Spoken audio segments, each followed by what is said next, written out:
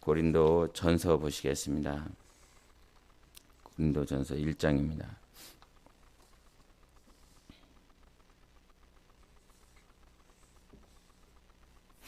고린도 전서 1장 1절부터 9절까지 보시겠습니다.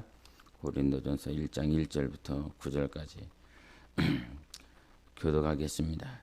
하나님의 뜻을 따라 그리스도 예수의 사도로 부르심을 받은 바울과 형제 소스데네는 고린도에 있는 하나님의 교회 곧 그리스도 예수 안에서 거룩하여지고 성도라 부르심을 받은 자들과 또 각처에서 우리의 주 곧 그들과 우리의 주 되신 예수 그리스도의 이름을 부르는 모든 자들에게 하나님 우리 아버지와 주 예수 그리스도로부터 은혜와 평강이 있기를 원하노라.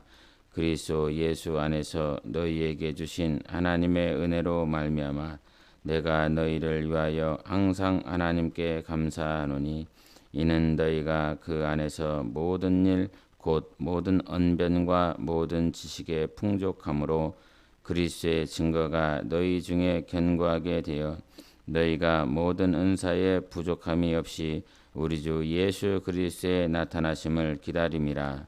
주께서 너희를 우리 주 예수 그리스도의 날에 책망할 것이 없는 자로 끝까지 견고하게 하시리라. 다같이 너희를 불러 그의 아들 예수 그리스도 우리 주와 더불어 교제하게 하시는 하나님은 미쁘시도다. 아멘. 고린도 교회의 상황을 잠깐 우리가 알고 넘어가야 되는데, 고린도 교회는 사도 바울이 이렇게 창립을 한 교회예요. 개척을 한 교회입니다. 근데 이제 개척하게 된 첫 번째 과정 가운데 아덴이라고 하는 곳에서 복음을 전하다고 말고 철학자들과 굉장히 다툼을 벌입니다. 그리고 핍박을 받아서 이제 도망쳐 나온 곳이 바로 이제 고린도 지역인데, 이 고린도 지역은 항구 도시이기 때문에 이 항구 도시는 상업이 잘 발달될 수밖에 없죠. 그와 같이 발달된 상업이 발달된 이 항구 도시 가운데는 여러분 부산을 한번 생각해 보세요. 부산이 항구 도시이기 때문에 얼마나 이렇게 어떤 무역하고자 하는 사람들이 많이 있겠습니까? 상인들이 많이 있겠죠. 그리고 외국인들도 많이 있다 이 말이죠. 그래서 인종이나 문화적으로 다른 배경이 다른 사람들이 많은 무리들이 있는 곳이다 이 말입니다. 근데 이제 그곳에 이제 브리스길라와 이렇게 아굴라가 함께 이제 로마의 핍박에 의해서 로마에 있다가 결국은 고린도로 넘어오죠. 그래서 이 브리스길라와 아굴라를 만나서 같은 동종업에 이렇게 장막 작업을 하는 그들을 만나서 같이 기도하고 찬양하고 시작하면서 이 고린도 교회가 개척이 돼서 하나님의 교회로 세워집니다. 그래서 이 1장 2절에 보면은 이 고린도 교회를 어떤 교회라고 표현을 하고 있냐면 1장 2절에 고린도에 있는 하나님의 교회 이렇게 표현을 하고 있습니다. 하나님의 교회. 그래서 고린도에 있는 교회는 누구의 교회냐? 하나님의 교회다 이런 표현을 했습니다. 이 땅에 있는 모든 교회가 누구의 교회냐? 하나님의 교회다라고 하는 사실을 제대로 가르쳐주고 있어요. 그러니까 고린도 전서나 고린도 후서 이렇게 보면 이 처음 시작이 굉장히 중요합니다. 전체를 다 아우르는 거예요. 하나님의 교회, 여러분 우리 교회가 하나님의 교회입니까? 여기가 하나님의 교회입니까? 누구의 교회입니까? 이거를 제대로 알고 가야 영적 생활하는 데 있어서 그리고 교회 생활하는 데 있어서 우리가 이기고 승리할 수 있는 것이지요. 주체가 누구냐 이 말입니다. 몇 명의 사람이 중심을 이루어서 개척 멤버가 중심이 되어서 지금까지 10년의 시간들을 왔기 때문에 사람들이 딱 봤을 땐 간혹 이런 분들도 있어요. 어떤 교회에 와서 이제 어떤 교회에서 우리 교회 와갖고 이제 처음으로 우리 교회에서 신앙생활을 하는데 그 교회 생활을 하다 보면 열심히 하시는 분들을 보면서 마치 그분들이 우리 교회의 중심인 것 마냥 착각하고 혼자서 막 시험에 들고 어려워하시는 분들도 참 많이 있는 것을 보게 돼요. 근데 그러한 모양이 아니라 그 모습이 무엇이 잘못됐습니까? 어디서부터 틀려먹었습니까? 이는 사람이 중심이 되어져 버린 교회의 모양을 보고 있다 이 말이죠. 근데 사도 바울은 그 고린도 교회에 당당하게 처음부터 뭐라고 말을 하냐면 고린도에 있는 하나님의 교회 이렇게 표현하고 있어요. 하나님의 교회다.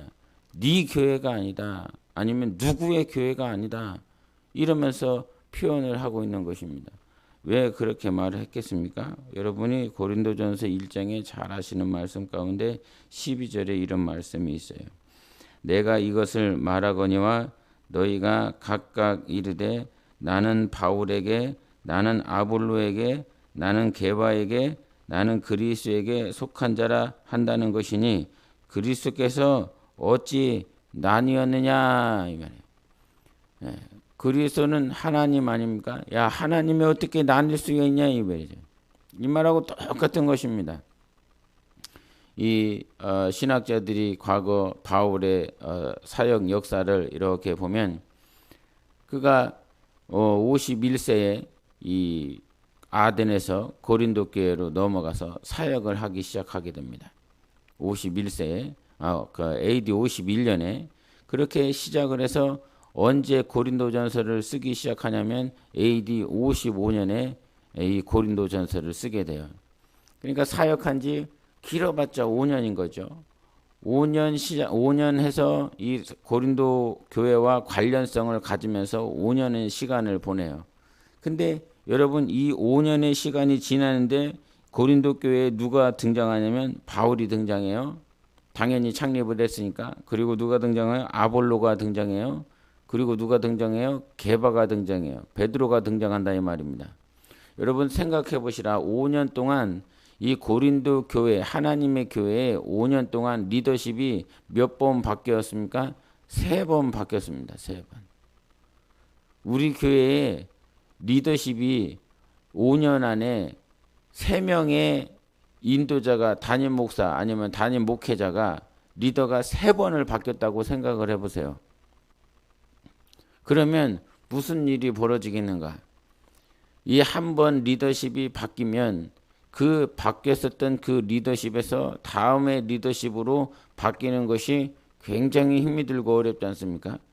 그래서 은퇴하시는 목사님들이 신신당부하면서 하는 말이 있어요. 나는 잊어라 이런 말을 해요. 나는 잊어라.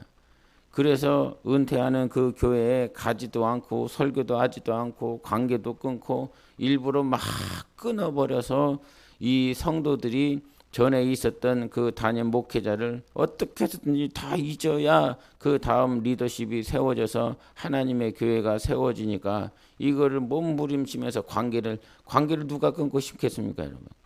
예? 그래도 같이 기도했었고 같이 울었고 자기가 눈물로 심었고 그렇게 한 교회를 누가 끊어내고 싶겠습니까? 그러나 이 교회는 나의 교회가 아니라 하나님이 주인된 교회가 되니까 하나님의 교회로 세워져야 되니까 이것을 일부러라도 자기 살을 찢듯이 끊어버리는 거거든요. 근데 그러한 모양들이 5년 동안 이 리더십이 3번 동안 바뀌는 그 모양들을 보면서 고린도 성도들도 힘들었을 것이고 근데 그러한 영향력이 바울의 영향력, 아볼로의 영향력, 게바의 영향력 이 영향력이 조화를 이루어서 그 교회의 자양분이 되었어야 되는데 자양분이 되기는커녕 오히려 이 바울의 리더십을 생각하고 있고 게바의 리더십을 생각하고 있고 아볼로의 리더십을 생각하고 있으면서 저마로 분파가 벌어지면서 싸움과 분당이 이루어져 버렸다 이 말이죠. 근데 그러한 교회를 바라보면서 사도 바울은 어떤 게바의 교회도 아볼로의 교회도 아니고 바울의 교회도 아니고 여전히 그 교회가 하나님의 교회라고 가르쳐주고 있는 것입니다. 이 성도들은 다 뿔뿔이 분당이 되어졌고 분파가 벌어졌는데도 불구하고 사도 바울은 강조하고 있어요. 하나님의 교회. 무엇을 권면하고 있습니까? 사람으로 분리되어지지 말고 하나님으로 하나 되라 이렇게 얘기하고 있는 거죠. 하나님으로 하나가 되라. 너희들의 주인은 하나님이시다. 이런 얘기하고 있는 거예요. 그래서 10절에서 보면 이런 말씀하고 있는데, 형제들아 내가 우리 주 예수 그리스도의 이름으로 너희를 권하노니 모두가 같은 말을 하고 너희 가운데 분쟁이 없이 같은 마음과 같은 뜻으로 온전히 합하라, 이렇게 말씀하셨어요. 여러분, 자식이 아무리 많아도 그 자식 많은 집에서 또 이렇게 가지 많은 나무에 바람 잘 날 없다고 그러잖아요. 가지가 많으면 바람이 계속 불고 뭔가 문제가 벌어진다 이 말이에요. 근데 주님은 우리에게 뭐라고 말하는, 같은 말을 해라, 같은 말. 결국은 같은 말을 하려고 그러면 뭐 해야 됩니까? 같은 생각이 있어야 되는 거거든요. 같은 마음이 있어야 되는 거거든요. 교회를 보아도 목장을 보아도 같은 생각을 하래. 같은 마음을 품지를 않아. 그러니까 계속 싸우고 있는 거죠. 예? 이 기독교인들의 문제가 무엇입니까? 겉으로는 막 기분도 좋고 인격적이고 있고 품성도 좋아 보이고 뭐 인격의 언어, 아름다운 언어를 쓰고 있지만 그 안에를 이렇게 들여다보면, 그래서 예수님은 바리새인들에게 회칠한 무덤이라고 하지 않습니까? 겉모양은 아주 번지르르하고 뭔가 꿈이 잘 예쁘게 꾸민 거 있지만 그 안에서는 온갖 욕심과 더러운 생각과 이게 하나 되지 못하는 그 모양들을 주님이 계속 지적을 하고 있습니다. 회칠했다. 회칠했어. 아무리 옷을 잘 입으면 뭐하고. 그래서 베드로는 우리에게 말하십니까? 너희의 단장함은 이게 금으로 머리로 뭐 아름답게 단장하는 것이 아니라 너희의 속사람이 단장되어지는 것이다, 이렇게 표현을 하고 있지 않습니까? 그래서 사도 바울은 하나님의 교회야. 하나님의 교회이기 때문에 같은 말을 해야 되는 거야. 같은 마음을 품고 같은 뜻을 가지고, 그래야 온전히 하나 될 수가 있다, 이렇게 얘기를 하고 있는 것입니다. 근데 이러한 모양들 이렇게 권면을 하고 있는데 이 사람들이 고린도 교회의 구성원들을 성경에서 이렇게 우리에게 가르쳐 주는데, 성경의 이 고린도 교회 구성원들이에요. 1장 26절에 형제들아 너희를 부르심을 보라. 육체를 따라 지혜로운 자가 많지 아니하며 능한 자가 많지 아니하며 문벌 좋은 자가 많지 아니하도다, 이렇게 했어요. 고린도 교회 아까 항구 도시를 이렇게 생각해 보라 이 말이에요. 막 이렇게 장사하는 이들은 있지만 그들 자체가 문벌이 좋은 사람이 없고 지혜가 좋은 사람이 없고 능한 자가 많지 아니하다, 이렇게 얘기를 하고 있어요. 세상에서 보면 정말 미련하고 연약한 자들로 가득 찬 것이 바로 이 하나님의 교회라고 하는 고린도 교회다라고 하는 거죠. 그러니까 세상적으로 보면 지식 있는 사람들이, 돈 가지고 있는 사람들이 이들을 바라봤을 때는 야, 이거 가능성이 있겠는가? 배우지도 못했지, 문벌도 없지, 가지고 있는 것도 없지, 뭐 이런 사람들로만 구성되어 있는 교회. 근데 그 교회가 이게 뭐 또 분파가 벌어져. 배우지도 못한 사람도, 능한 것도 없는 사람들이 또 사람을 따라서 분당이 벌어지고 분파가 벌어지고, 또 같은 뜻도 없고 같은 마음도 하지 않고 계속 이런 식으로 살아가고 있는 교회, 그런 사람들을 바라보면서 나는 어떻게 바라봐야 되는가?